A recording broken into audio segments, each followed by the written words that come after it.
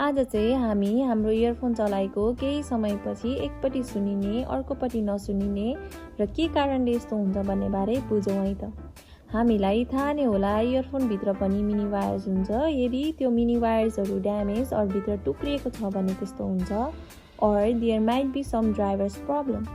यो कसरी हुन्छ भने हामीले इयरफोन रफली चलायो भने हुन्छ। जस्तै अनप्लग गर्दा ज्याकको सट्टा वायरले नै अनप्लग गर्दा हुन्छ।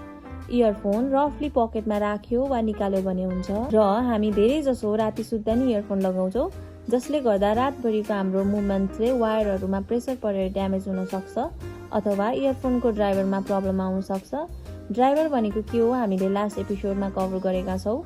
र इयरफोनमा फिजिकल ड्यामेज हो कि ड्राइभर प्रब्लम त्यो कसरी थाहा पाउने त? इफ हजुरको इयरफोनको वायरहरू चलाएर एउटा स्पेसिफिक पोजिसनमा मात्र बज्छ भने त्यो भित्रको वायर ड्यामेज भएको छ, जुन फिजिकल ड्यामेज हो। र इयरफोनको एकतिरको ड्राइभरबाट डिस्टर्बेन्स वा लो भोल्युमको साउन्ड वा बिस्तारी साउन्ड आउन छोड्यो भने त्यो ड्राइभर्सको प्रब्लम हुन सक्छ। र यो प्रब्लम वारेन्टीमा कभरेज हुन्छ र हजुरले इयरफोन किनेको 1 इयरसम्म वारेन्टीको लागि क्लेम गर्न सक्नुहुन्छ। Thank you for watching and follow us for more informations. Bye by.